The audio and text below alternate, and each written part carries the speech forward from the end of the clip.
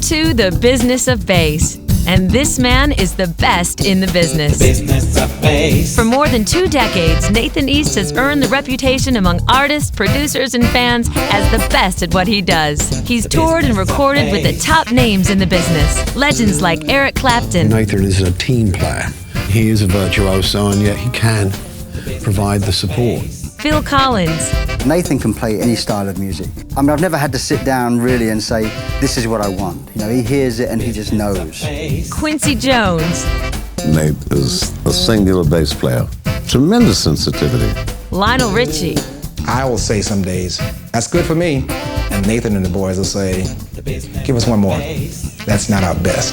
And Billy Preston. He knows when to put the licks in and when not to. It's an art to that, and it's great to play with a bass player that does it like Nathan.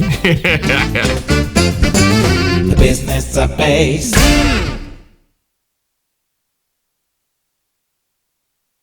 Whether it's pop or rock, jazz or hip hop, Nathan East is at the top of every producer's call list for the foundation that he and his signature Yamaha bass brings to the music that the world and America loves and listens to. So Nathan, the bass guitar has been pretty good to you. I'd say it's been very good to me, and I've had a chance to travel the world over many, many times and meet and play with and learn from some of my favorite musicians. I mean, it's just been an experience and a ride that I can't imagine anything else. Oh, you played with so many people. And now you get a chance to do this video. Via this video, I'd like to introduce a very intuitive approach to playing the bass, and not just being a good bass player, but being an overall good musician. It's not just about the music, it's about the spirit and really the soul that you bring to the music.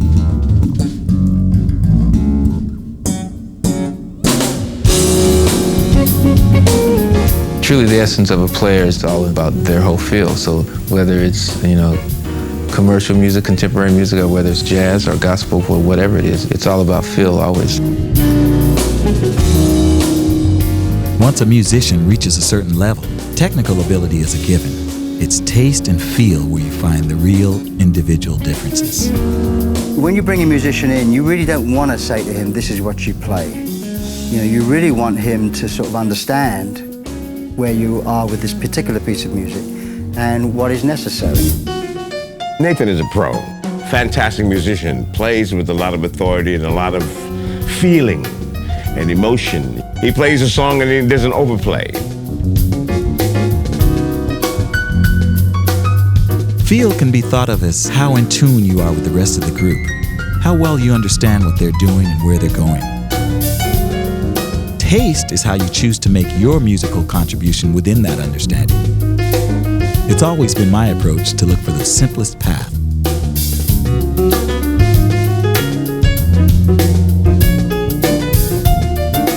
The best cats don't need to prove anything. It's not about being as fancy as you can. It's about being as tasteful. It's wonderful when you can get a guy to kind of know when to give it up to the other person. And it's listening. It's really listening and respecting. The A players understand that. You have to be aware of what everybody in the group is doing at all times. A common mistake beginning musicians make is to think they have to play as much as they can. The real secret is to know what your role is, when to step up, and when to lay back. In all fields of music, there are people who play really well in their bedrooms, you know, but you put them in a unit and they don't know how to function. It's a question of being in harmony with what is actually taking place, not what in theory could take place. When the group thing really came together for me, it was like a whole new world had opened up. Experience will teach you this, and I promise you, when the band is really working, you'll have your chance to shine.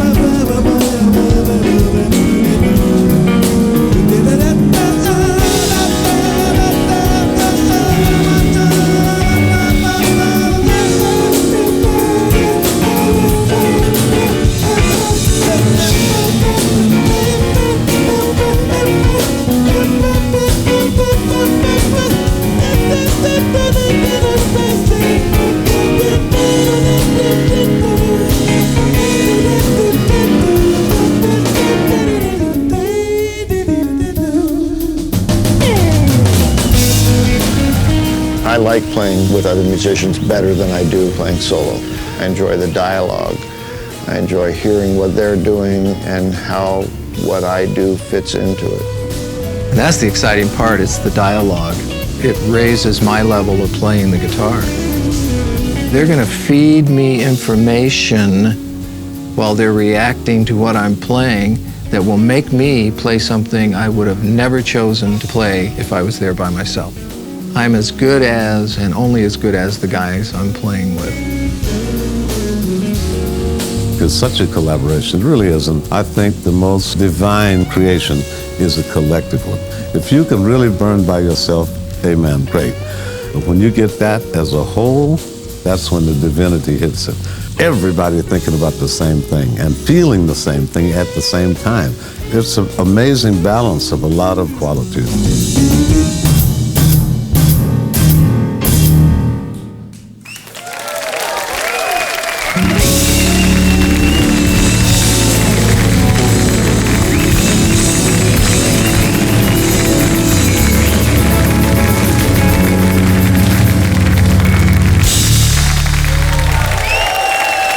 Thank you very much. So Nate, one of the most amazing things about your career has been all the range of styles of music that you've had a chance to perform over the years. So what would you say would be the secret to becoming a well-rounded musician? Well, if I could sum it up in one word, it would be listen. Listen to everything. I mean, listen to all different styles of music and just get your hands on everything that you can listen to. The music of today is so diverse, and you have different combinations and styles being blended together, jazz, rock, pop, and there's kind of like this mixture. And so if you have listened and checked out different styles of music, most of the best musicians in the world today have that in there. Have a huge range of music that they know and are familiar with. Absolutely. Okay, well, is there any way that we could have a chance to see actually what you're talking about? Well, we could listen to maybe some basic pop lines that every professional bassist should know. Okay, well, let's just look at a couple of lines. All right.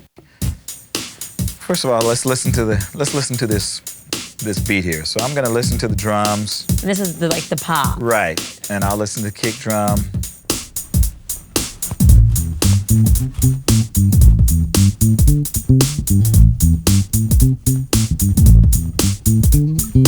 If you practice with a drum machine, it will really help lock in your time and rhythm. Listen closely to the kick and snare drum and try to create an interesting line. Try to make the bass line singable.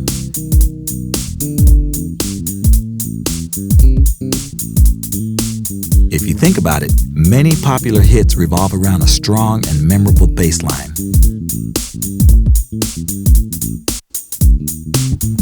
Okay, all right. Okay, so how's that different than a rock line?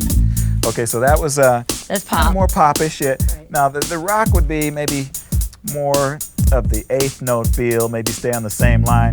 We're in the key of A. Oh, right. Oh, I like that. More driving. Yeah. One of the foundations of rock and roll is the driving bass line, which pushes the band. Create a strong pulse that supports the band rhythmically as well as melodically. Eighth note repetition is a good starting point. Experiment with different variations and combinations of notes. Oh, that's cool. All right, so how is that different than, let's say, a jazz line? So jazz is a little more of a, let's say, a walking type feel. So with this same kind of beat, I would just add a walking feel. So say we're in the key of A again. Okay. 1, 2, 3, 4. I think that's my favorite.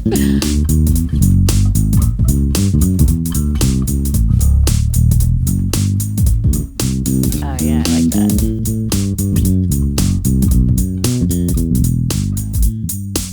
A walk-in bass line allows you to take advantage of the full range of the bass. You lead the band through the chord changes with your selection of passing notes, scales, and arpeggios. think in terms of swinging the band and giving the bass line some life. Skip around as if you are dancing on the bass. Try to give each note character. Oh yeah, I like that. What about funk? What about funk? Okay, so funk, we'll stay in the key of A, so.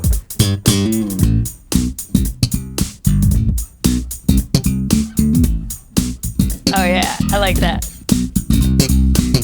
Oh yeah, that makes me want to dance. Uh-huh. You know, just a little more popping. Oh yeah, this is it. This is it. This is my favorite. Yeah. Thought jazz was. No, this is it. This is it. This is it for me. Oh yeah, this makes me want to dance for sure.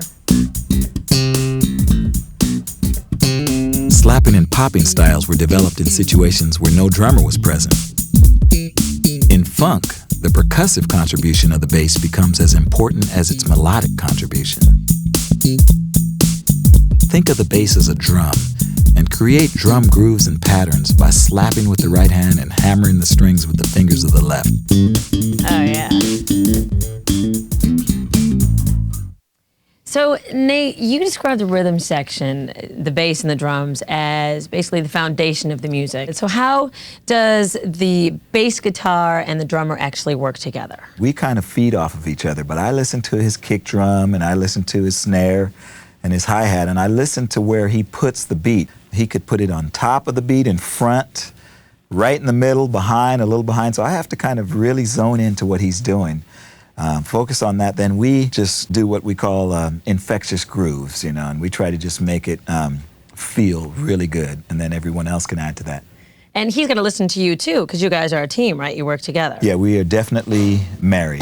Okay. Am I good? The contemporary jazz band Fourplay is a group I've enjoyed playing with since we first got together in 1990, and for three very good reasons. Bob James on keyboards, Larry Carlton on guitar, and my friend of over 20 years, Harvey Mason on drums.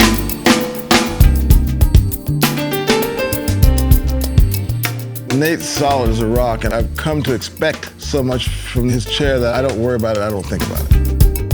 I trust Nathan, and trust and respect are so much a part of it. And once someone has attained a certain level of playing, then you have this mutual give and take. And that's where the beauty of a bass player and a drummer are together.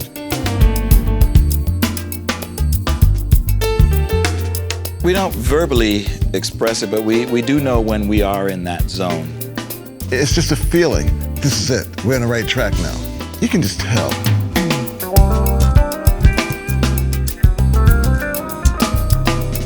I hear every single note Nathan plays. I know right where every note is moved, is placed in relation to where I'm playing, and I just can hear it. He can play one little pluck. One little beat move just one way or the other will cause reaction and cause me, I know. That's just like talking. It's a constant state of analysis, I would say, that I'm always listening to what he's doing, and if he shifts and goes into fifth gear, I gotta be there with him. Can't leave him out there on his own, you know. And we... yeah, we talk about that, yeah. Because that's happened too, where, you know, it's like he's trying to get you going, you gotta listen. Nate's like that to me. He says, yeah, Mace, you stayed home for me, man, thanks. He says, you stayed home for me, you were chopping words. Sometimes it gets to the point where I've got to stay home. You know, he may have a difficult part, or he has a part that's really, he has to sort of do his thing. So it's my job to kind of keep him honest. If I'm a little busier in that particular passage, then Harvey, maybe he's not going to be so busy, you know? If he's going out there and stretching a little bit, I'm going to sit down there and just hold down the bottom.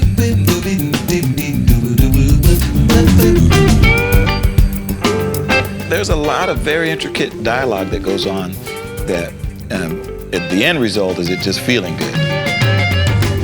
You can't teach it per se. It's something that you gain through experience and just musicality, and then it just has to happen, then you have to trust it and deal with it. Trust is very important in playing with other musicians.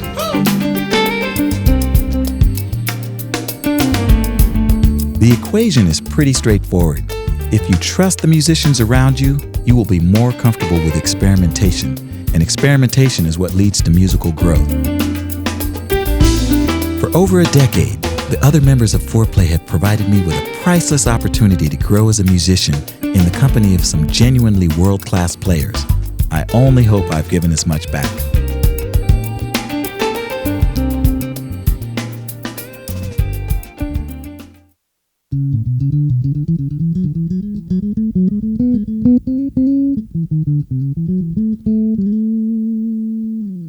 Practice is a very important thing because repetition is the mother of success.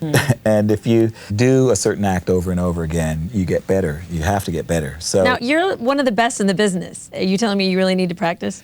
Absolutely. Practice is one of those things that keeps you limber, it keeps your muscles trained. And basically, if I don't practice for a day or so, I can kind of tell that I haven't practiced. Of course, 2-3 days, then the guys in the band can tell. And any longer than that, a week or so, the audience can tell. And when they can tell, you know you're in trouble. Just like staying in good shape physically, it's the same thing with music. The more you practice and the more you are in shape, the more possibilities that you have, the more power you have as a performer. Your craft has to be second nature. Oscar Peterson don't think about how to finger B scale. You know, that's second nature. All he has to do is feel, and whatever he feels will come out because his craft is rock bottom, and that's essential.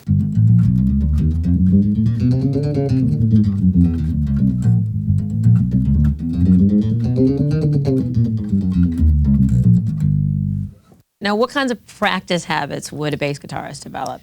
I work on different techniques. One to kind of keep the left hand warmed up is the left finger techniques with trills.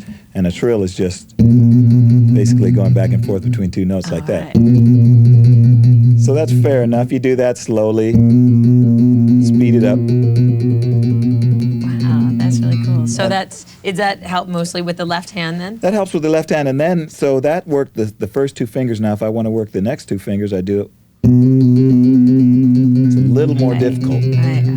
And then if you do it with the last two fingers, it's really difficult. Yeah, no, it looks like it. What about working up and down the strings? Well, yeah, basically I start, say, on the B flat, so I'm...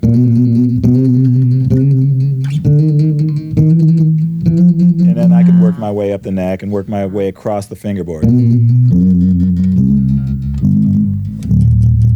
And you'll know by the time you worked your way up and down the neck and across the fingerboard. You'll have to shake your hand out of it. Yeah, I bet. Now, do they get boring at all, these kind of exercises for you? I have to admit, they're a little boring. You know? That's why if you do it in front of the TV or whatever, but it's just like anything else, you know. A great master at any occupation, profession has to practice to stay in shape. And what about practicing with another person? That's a good idea as well. You know, get somebody else that wants to practice and trade ideas back and forth and just kind of create exercises. Probably makes the time go a lot faster and you can bounce off each other. Right. And what about the right hand techniques? Right hand is a similar thing. You know, I use the first two fingers. Sure. And I usually do an exercise that incorporates switching back and forth between the two fingers. Okay. And then what I do to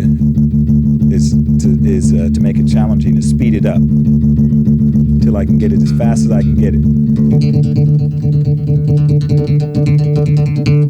And what that does again is it keeps the muscles lubricated. So what do you think is more important, the right or the left hand? They're both equally important, and I mean, it basically, once you incorporate the two, then you have what it takes to make good music. So basically, again, you know, I'm using the right hand and the left hand.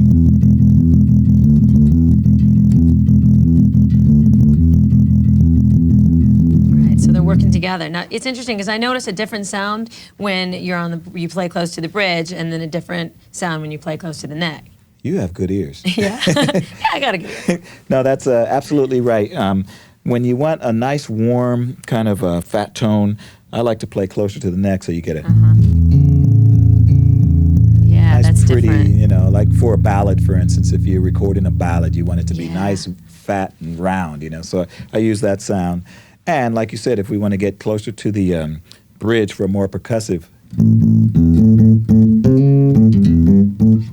Yeah, that's completely great. It sounds. Yeah. And what about like snapping and popping? Okay. I love that. Well, you know a lot about the bass, don't you? I love that. Well, actually, it's it's a style that's been around for years that every bass player pretty much does, and see, that's the kind of stuff I like. Yeah.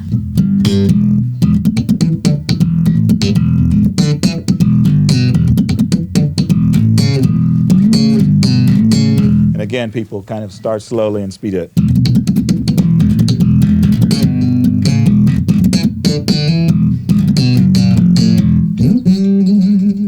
Now, what's amazing is that it can sound really loud and it can sound soft. And it seems like you have to have a good ear, especially when you're doing overdubs, right? Well, this is very true, and actually, it's very important to use dynamics when you play. And most people say dynamics. I'm playing as loud as I can, you know. So. Yeah. But what you have to do is try to keep a consistent sound. So when you're overdubbing, if you go to punch in, the level should be the same. It's not going to stand out. Right, exactly. And that's one of the most challenging things about overdubbing. Right. And, overdubbing is, for instance, if you happen to make a mistake on a tracking date, you have to go back and fix the note.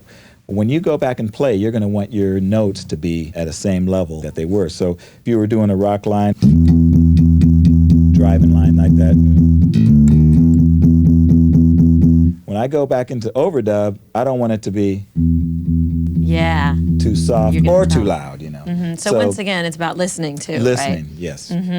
Well, you know, everything that you're saying to me seems like practice is really important. If you really want to make music your life, that encompasses everything. And you actually live it. And practicing is a part of that. We're very happy to be here in Baden-Baden. It's a beautiful city. And we thank you for coming out and spending the evening with us. And we were just wondering if Baden-Baden likes to hear the blues this evening. Would you like to hear Larry play the blues? If music was only about sitting alone in your room and practicing, the world would be a much duller place. But stepping out of the practice room and into a group for the first time can be a little intimidating. I always suggest to beginning musicians that the blues is a good place to start. Fourplay's guitarist Larry Carlton has spent much of his career exploring this music. One of the reasons that I like the blues is because the harmonic format of the basic blues is so simple that it's a great opportunity to try to express something very important without the support of jazz chords, a symphony orchestra, a string pad. It's a very, very simple art form. And I enjoy the challenge of being able to play something meaningful in such a simple art form.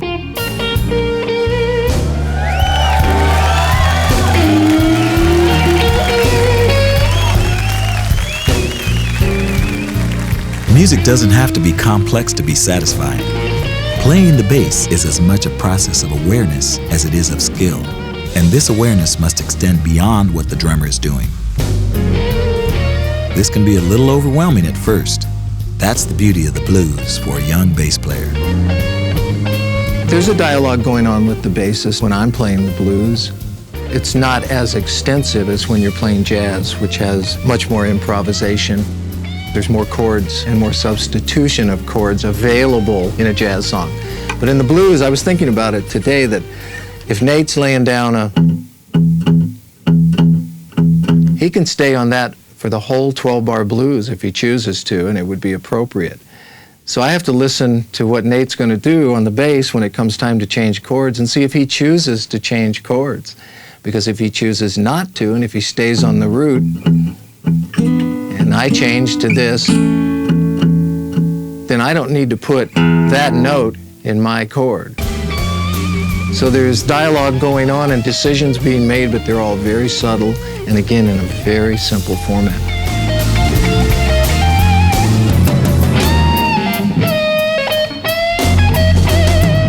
Leading and following, suggesting and responding, all in real time.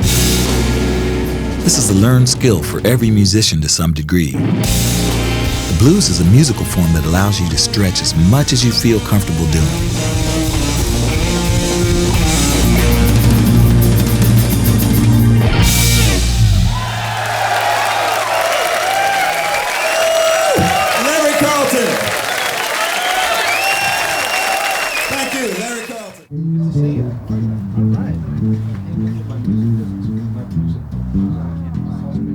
One of the most important decisions a musician has to make is what equipment to use. Bass players are different from horn players, who are different from keyboardists, and so on. It's really valuable to have a solid relationship with a dealer who understands the nuances of your particular instrument. For me, that person is Long Lee at the LA Bass Exchange, someone I've known and trusted for years. How you doing, Long? Hey, how you doing, Nick? Good to see you. Thanks for coming. Thank you. Well, you know, here at the LA Bass Exchange, some of the things that sets us apart from other stores is that essentially we just cater to bass players, from professional to beginner and everybody in between. I see you've got your own signature bass here, so tell us a little bit about that. Yeah, right here we do have a bass that I worked on a design with Yamaha. Well, I noticed that it's a 5-string as opposed to a 4-string. Is there a reason why you chose a 5? I chose a 5 because of the range. It allows me access to the lower notes, and that low B really gives me a wide range.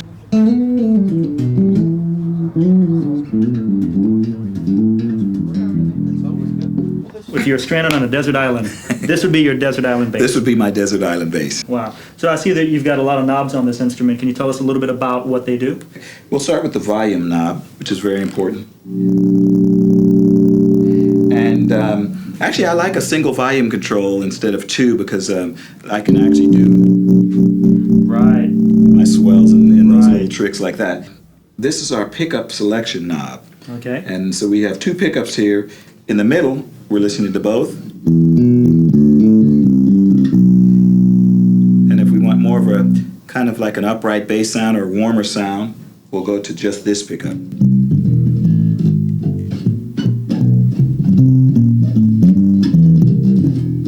And then the back pickup is more percussive.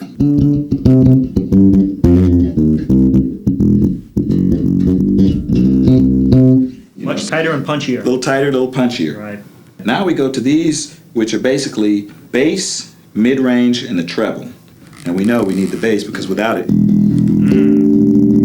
good. A little thin. Yeah. But then, yeah, that's what I'm talking about. This is what we want. That's what we're talking about. It's all about the bass, right? Exactly. Mid-range, that punch that we need when we're playing live. Without it, there's no mid. Yeah, right? kind of lifeless. Yeah, but if we roll that in again,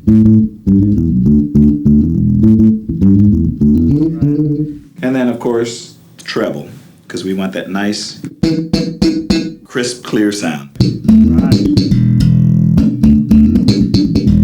Yeah, that's really going to help you cut through in a situation. Exactly. Right. And then, you know, also we have a little equalization in the instrument itself. So if you really want to get into more of a personalized sound, I turn the EQ on, and we go from that to that, so, and everything in between. Right. So it sounds like you've got a lot of power right there and a lot of versatility, because I'm assuming that there isn't just one sound for every situation. Exactly. Now, is there an approach that you have EQ-wise? We just so happen to have a little box that we came up with. I saw that. Let's take a look at that. All right. This box is something that we've developed with Yamaha. It's called the NE1. It's an equalization box, basically. Okay. What we have here is the basic level, which I usually leave on 10. And then we have different positions we have shallow, deep, and flat. So flat, of course, is the unit is inactive. I like the deep position because I like a very deep sound. And on the frequency setting, we go from 1 to 10. I usually like to keep it on the 4 or the 10 o'clock position. Well, so it's basically like buying Nathan's fingers. Well, something like that, but we call it the magic box because I really love the sound. I have no idea what's in it, but it sounds great. Well, we know it works because the sound you get on countless recordings is always very pure, very deep, very warm, and articulate. So, tell us a little bit about strings. How important are strings? I noticed that you've got round wounds as opposed to flats. Why is that? I like the round wound sound. I've been using that for many years, and it gives me a lot of crispy articulation, you know, very bright.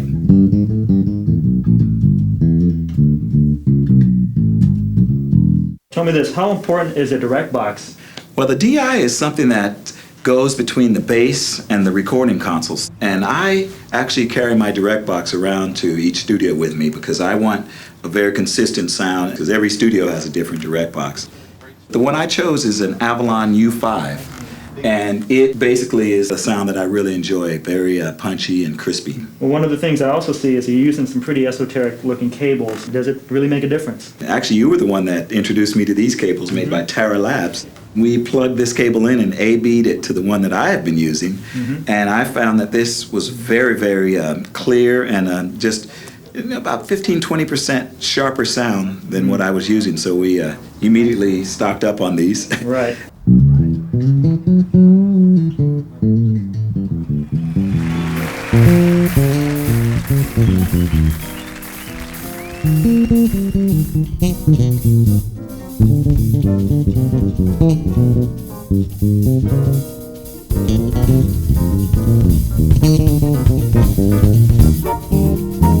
There are two very different settings a professional musician has to be comfortable in: studio recording sessions and live performances. I love playing live. When you're on stage, there's a very special kind of energy that comes from knowing there's no turning back, no second takes.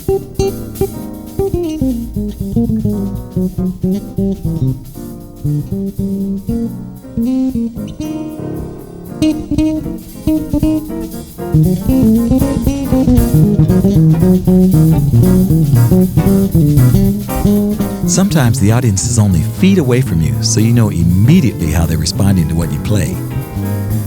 When everyone, including the audience, is in the groove, there's nothing else in life like it.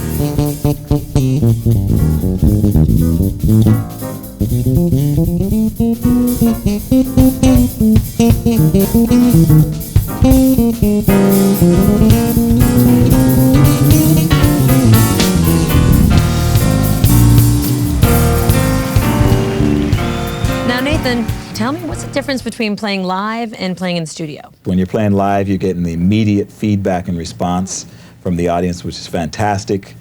But when you're in the studio, you're getting this pristine representation of your instrument. So each situation has its advantages. And what do you prefer?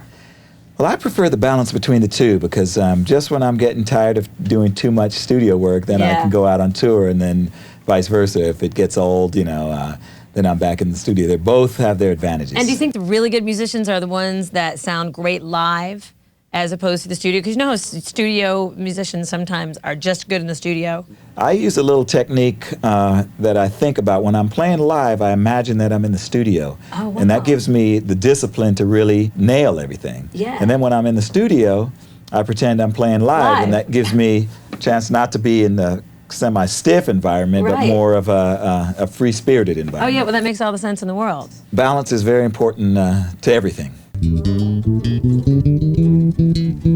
Often, it's here in the studio where the business of being a professional musician comes most sharply into focus. When it came time for me to record a new theme song for this video, naturally I wanted the right people. Not surprisingly, I had to call in a few favors to get them, because I wanted the same guys a lot of other producers want on their sessions. Life can be busy when you're on the A-list, and that's a problem a lot of aspiring musicians would love to have. There are no shortcuts to getting to the top level of musicianship, but understand that once you do, getting to the A-list doesn't automatically follow.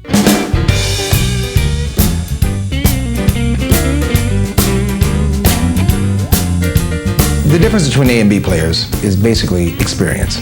A lot of times what I find is that the A player is the one who just has the knowledge, has the ears. He's watching not only the players, but he's feeling the players. Whereas the guy who's the B player, he's playing, is technically correct, but it's not really with the other unit. And then at the end, he has to ask one important question: how'd that sound? If you have to ask that question, you missed it.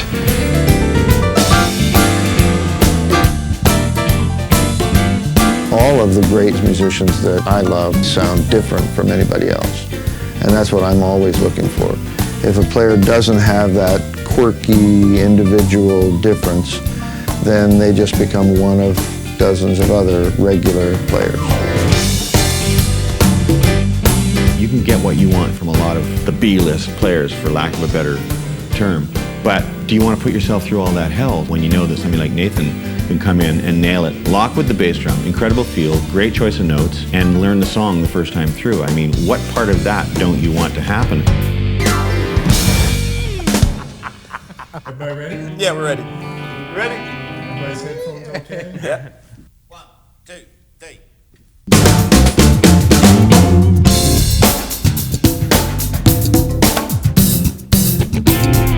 All the successful studio musicians I know have worked hard to develop skills tailored to the special demands of studio recording. Often you will have to size up a situation very quickly, then perform at a high level with little rehearsal, sometimes playing with complete strangers. This is not easy, so you have to be mentally prepared for anything that comes up. Knowing many different styles of music is essential. Remember that you've been called to sit in on somebody else's song, so it's up to you to fit in. The producer called you for solutions, not because he needed more problems.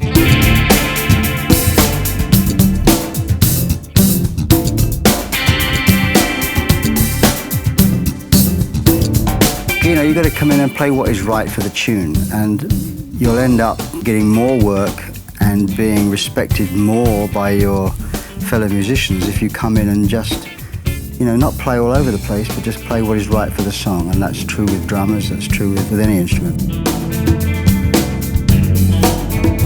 Recording sessions can be heaven and they can be hell. The difference usually boils down to the working atmosphere. Record producers know this, and they cast their sessions as carefully as a director casts a movie. A lot of intangibles are taken into consideration, because if you're there, you're part of the vibe.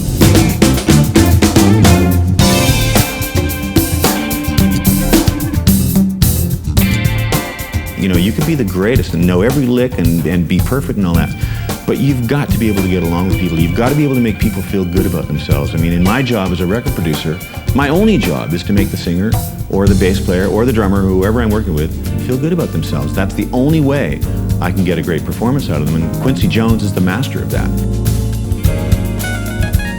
Attitude is really key, because there is no room for diva-dom in the studio. And we do have some on occasion, you know, but there's no room for it, and they will not be coming back too often.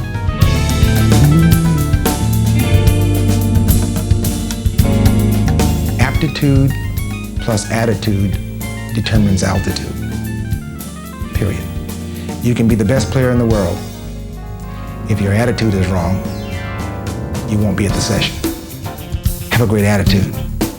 People will love to work with you and even hang around until you get the part right, just because you can feel it and you're jovial about this. You're not laboring on it. That's everything in a session. And you're giving, meaning you will give up the notes. You will give up, well, let me try this. If that doesn't work, let me try another thing. Opposed to saying, you know what, I don't like it. Wrong attitude. Attitude is everything. Perhaps this is the most important difference between A players and all the other fine musicians out there. Whatever the case, every successful pro I've met knows it's a privilege to be invited to a session, and a greater one to be invited back.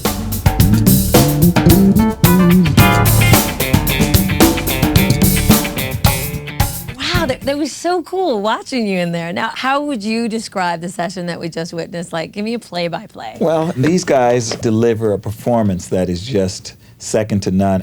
I mean, we usually never get to the song until a couple hours in the session, because we're having so much fun playing, you know, everything. Absolutely. And we've all played together in the past a lot of times, so we kind of are thinking together, you know, and so, you know, we basically learn the song, get the form together, and then go out and nail it, and that's exactly what these guys have done today. So what kind of stuff do you do to contribute to the music? There has to be, again, we come back to the spirit with which the notes are played, and the attitude that you bring into the studio. And when you walk in the room, people got to be glad to see you, you know. Yeah. And I've worked with some wonderful people like Phil Collins and Quincy Jones and Eric Clapton and Stevie Wonder. These are people that are just as nice as you could ever imagine. Are they really? Yeah. Like, they're not, you No, know, I mean, full of themselves or anything? they can afford to have an attitude, and they don't. Yeah, you know? they can afford So the to. moral of the story is, you know, I definitely can't afford to have one, Right. and that's the thing. When you come in there, you know,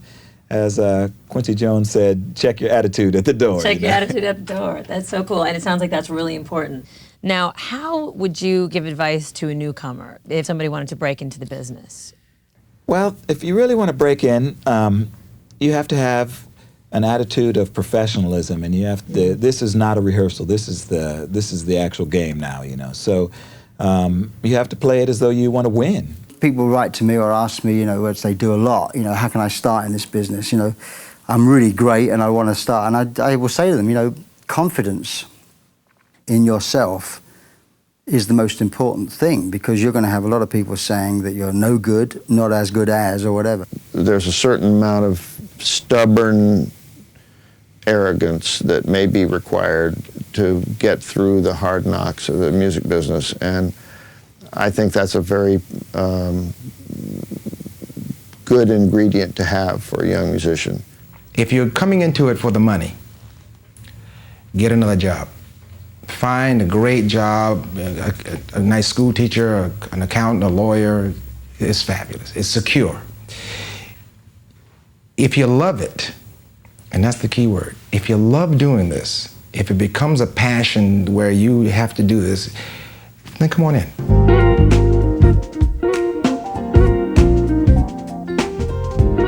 Listen to the pros, listen and learn, you know, and don't give up. Keep playing and play from the heart, play with your feel.